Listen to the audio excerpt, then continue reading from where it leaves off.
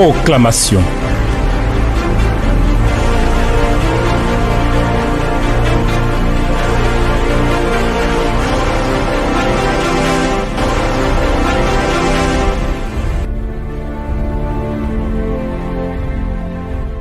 Mon Seigneur et mon Dieu, l'honneur et la louange ne sont dus qu'à toi seul. Tu es le Dieu véritable. Ta bonté pour nous est infinie. Elle s'élève au-dessus de toute mesure et nous te bénissons.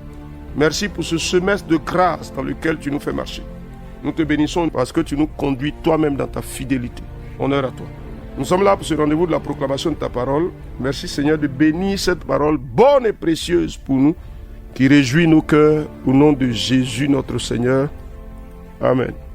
Alors, chers amis de la proclamation, vous êtes bénis. Vous êtes bénis au nom de Jésus-Christ. Alors, vous savez que dans ce semestre-là, on se prépare. On avait dit cette semaine, mais en réalité, on est en train de se préparer pour lire les livres négligés, on va dire, les livres qu'on cite le moins dans la Bible. Et dans l'Ancien Testament, on a dit, on va lire Ecclésiaste, on va lire Cantique des Cantiques. Et puis, à partir du prophète Osée jusqu'à Malachie, on va lire tout cela. Ça nous fait environ 14 livres. 14 livres que nous allons lire. Donc, dans cette saison-là, il faut la lire. Parce que on va y aller doucement, doucement. Et quand on va entrer dans les vacances, on va travailler. Et puis, quand on va se reprendre, on va travailler sur ces livres-là. Il faut que nous ayons toute la révélation de Dieu. Aujourd'hui, donc, je voudrais vous inviter à aller avec moi dans Ésaïe chapitre 35. On va lire deux versets, le verset 1 et le verset 2. Puis nous allons dire quelque chose sur ce semestre dans lequel nous sommes. Ésaïe 35, 1 et 2. Le désert et le pays aride se réjouiront. La solitude s'égayera et fleurira comme un narcisse. Elle se couvrira de fleurs et tressaillera de joie, avec chant d'allégresse et cri de triomphe. La gloire du Liban lui sera donnée, la magnificence du Carmel et du Saron. Ils verront la gloire de l'Éternel, la magnificence de notre Dieu. Amen.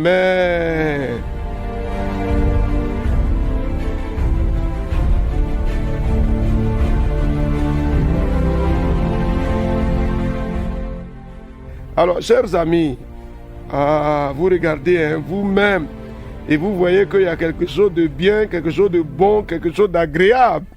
Pour nous, Dieu nous fait du bien dans ce semestre. Nous ramenons ces paroles-là au semestre dans lequel nous sommes et nous nous réjouissons de la grâce que l'Éternel lui-même s'engage à manifester à notre endroit. N'est-ce pas? Alors, regardez vous-même ce qu'il dit. Le désert et le pays aride se réjouiront. Vous ne voyez pas que Dieu est en train de recréer quelque chose là où il n'y avait pas d'espoir permis. La solitude s'égayera et fleurira. N'est-ce pas? On va dire la région qui était sans eau s'égayera. Alors qu'est-ce que tu vois dans ça? Je dis que dans cette saison dans laquelle nous sommes là, qu'est-ce que tu vois? Sur la base de ces paroles, qu'est-ce que tu vois? Tu ne vois pas une restauration, tu ne vois pas un relèvement, tu ne vois pas une reconstruction, tu ne vois pas une réhabilitation que l'Éternel opère. Mais est-ce que ça te concerne dans ce semestre-là? Est-ce que tu t'identifies et tu te reconnais dans ce prodige que l'Éternel va faire là? Cher ami, donc chaque situation, chaque position, chaque aspect de ta vie qui était comme dans un désert commence à se réjouir. Tu vois ça? Ah, le désert se réjouit. Il y avait un désert, mais Dieu apporte la réjouissance. Ça veut dire qu'il comble le désert. Cher ami, dis-moi quelque chose. Le désert se réjouit. Si ta vie avait son désert, ce désert-là se réjouit. Il se réjouit, c'est le temps dans ce semestre-là où Dieu apporte la réjouissance dans le désert. Nom de Jésus, il apporte mais il n'apporte pas. Cher ami, dis-moi quelque chose. Ça vient mais ça ne vient pas. Le désert, il y avait un manque, il y avait une sécheresse, il y avait une impossibilité de produire, il y avait un désert, c'était aride, c'était sec. Mais Dieu fait que le désert se réjouit au nom de Jésus-Christ. Dieu fait que le désert produit à nouveau au nom de Jésus-Christ. Dieu fait que le désert est une source de joie parce qu'il est changé du désert à une zone de fertilité. Ah, cher ami, ça ressemble à quelque chose qui te concerne. Ça ressemble à un aspect de ta vie. Tu vois les choses refleurir, tu vois les choses repartir. Ah oui, cher ami, la région sans eau, elle fleurit à nouveau, elle fleurit. C'était sec, il n'y avait même plus de fleurissement, mais maintenant quelque chose fleurit. Cher ami, tu vois, le fleurissement c'est important. Pourquoi? Parce que c'est le signe que quelque chose prend forme. Tu vois, fleurit maintenant, ta vie fleurit. Dis-moi quelque chose, ma vie fleurit. Nom de Jésus, cher ami. On est trop souvent découragé, abattu. Non, Dieu est bon pour nous, il est bon pour nous. Il est bon pour nous, il est bon pour nous. Ah, cher ami, dis-moi quelque chose. Dis-moi quelque chose. Ma vie refleurit, ma vie refleurit, ma vie refleurit, ma vie refleurit.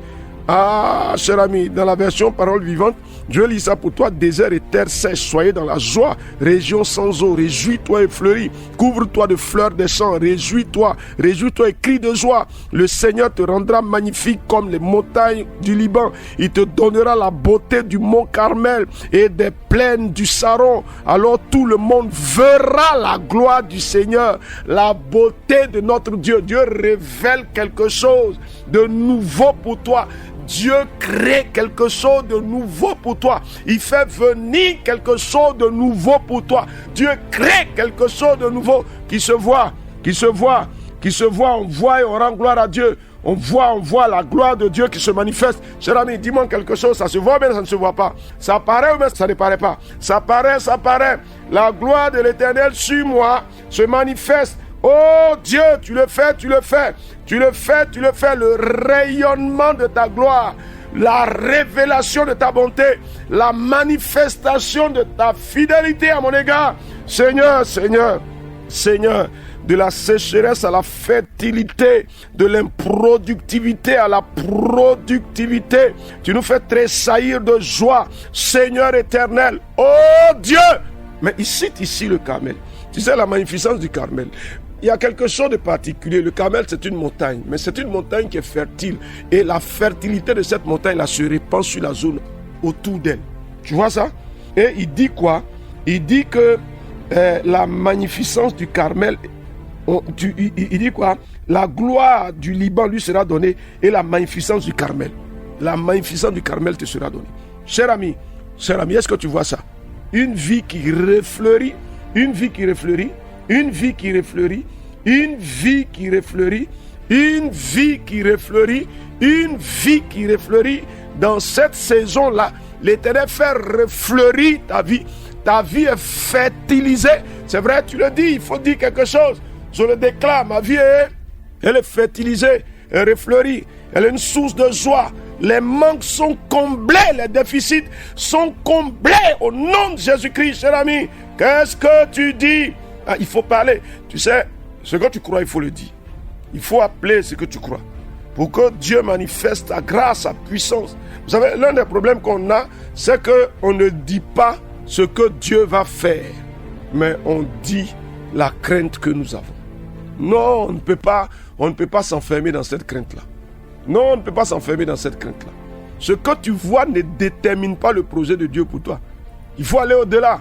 Si tu vois la situation difficile et que tu te restes figé dans cette situation difficile-là, cher ami, tu ne progresseras pas. Parce que Dieu ne veut pas accomplir tes doutes. Dieu ne veut pas accomplir tes craintes. Dieu ne veut pas accomplir tes découragements. Mais Dieu veut accomplir ta foi. Cher ami, dis quelque chose avec foi. Moi, je ne sais pas ce que le premier semestre a été. Mais il y a des attentes non satisfaites qui sont demeurées. Et c'est douloureux, c'est difficile. Quand tu attends, tu ne vois pas les choses venir. On a espéré 2025. 2025 est une bonne année.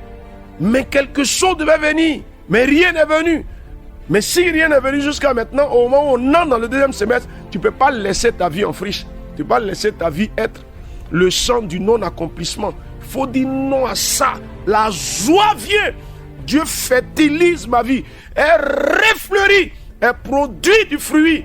Ah Seigneur, tu révèles ta gloire à travers ma vie. Je vois les accomplissements de la bonté de Dieu. Cher ami, dis-moi quelque chose s'il te plaît. Je veux que tu crois. Je veux que tu t'affermisses. Je te demande. Vous savez, personne ne bâtira notre vie pour nous. Personne ne nous bénira à notre place. Il faut te bénir toi-même. La parole est puissante pour provoquer un accomplissement là où rien, je dis bien rien, n'est venu jusque-là. Cher ami, tu as vu le psaume 23 dont on a parlé? Il dit le bonheur et la grâce m'accompagneront. Ça, c'est une certitude. Il dit tu dresses devant moi une table en face de mes adversaires. Tu oins d'huile ma tête et ma coupe déborde. Cher ami, tu dis quoi de toi-même? Ne te laisse pas influencer par les éléments négatifs. S'ils ne sont pas accomplis, ça ne veut pas dire que ta vie est liée à ce non-accomplissement. Cher ami, il faut déclarer que ma vie produit du fruit. Ma vie refleurit. Nom de Jésus-Christ, ce qui était désert reprend vie. Ah, dis-moi quelque chose. Il faut déclarer quelque chose avec foi, avec assurance. Cher ami, cher ami, cher ami, cher ami, déclare quelque chose avec foi et avec assurance. Ah mon Dieu, je le crois, je le confesse. La magnificence du Carmel, la fertilité du Carmel, qui elle-même fertilise la région alentour. Ça s'attache à moi. Nom de Jésus-Christ, ma vie est fertile et elle fertilise les autres. Je le déclare au nom de Jésus-Christ. Ah Seigneur, l'hégémonie du désert s'arrête. Vas-y, cher ami, dis quelque chose. Le désert ne peut pas continuer à régner dans ta vie. Non, pourquoi? L'histoire nous apprend qu'Israël a vaincu le désert par la grâce de l'Éternel. Israël a fait pousser dans le désert des fruits qu'on n'a même pas dans nos pays, qui sont des pays qui ne sont pas désertiques. Cher ami, donc le désert ne règne pas.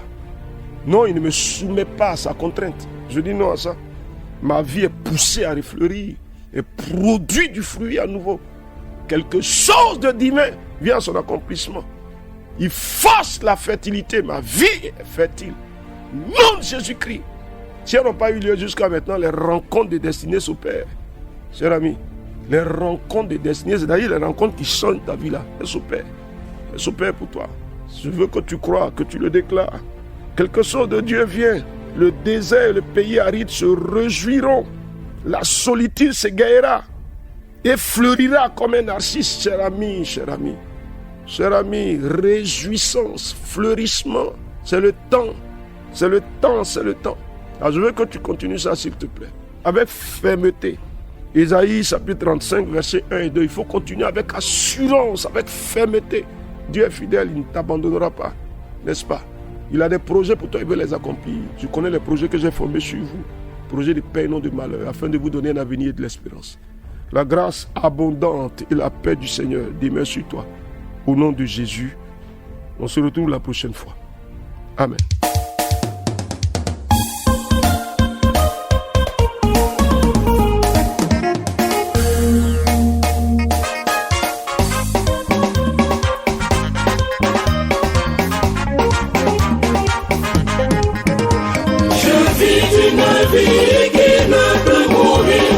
Jésus, la vie éternelle, habite en mon cœur et le fait refleurir en une éclosion immortelle.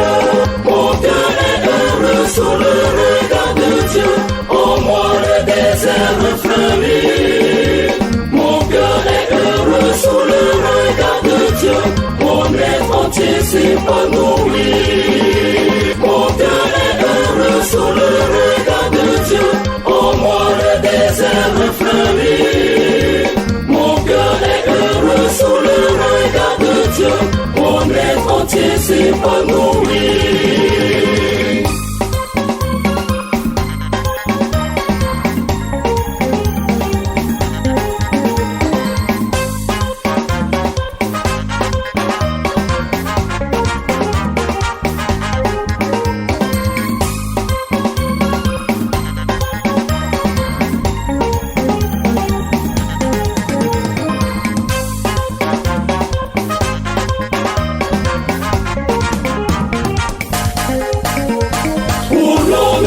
Dieu, tout n'est que vanité, mais Christ est le sens de ma vie. Mon âme est ouverte sur l'éternité, et Dieu l'a remplie d'harmonie. Mon cœur est heureux sous le regard de Dieu, en moi le désert refleurit. Mon cœur est heureux sous le regard de Dieu, mon être entier s'épanouit. Mon cœur est heureux sous le regard de Dieu, en moi le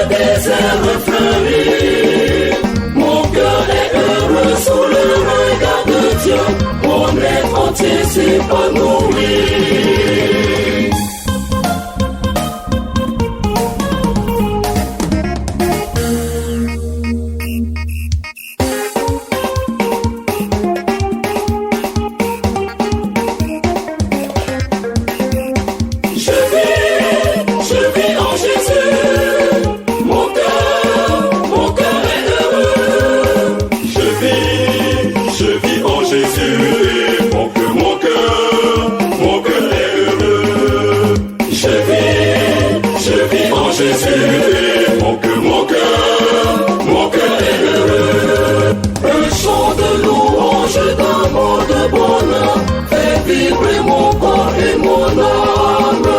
La vie éternelle palpite en mon cœur et tout en moi le proclame.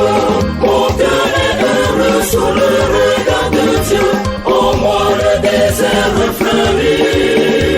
Mon cœur est heureux sous le regard de Dieu, mon être entier s'épanouit. Mon cœur est heureux sous le regard de Dieu, en moi le désert fleurit. Mon cœur est heureux sous le regard de Dieu, mon être entier s'épanouit. Mon cœur est heureux sous le regard de Dieu, mon être entier s'épanouit. Mon cœur est heureux sous le regard de Dieu, mon être entier s'épanouit. Mon cœur est heureux sous le regard de Dieu, mon être entier s'épanouit.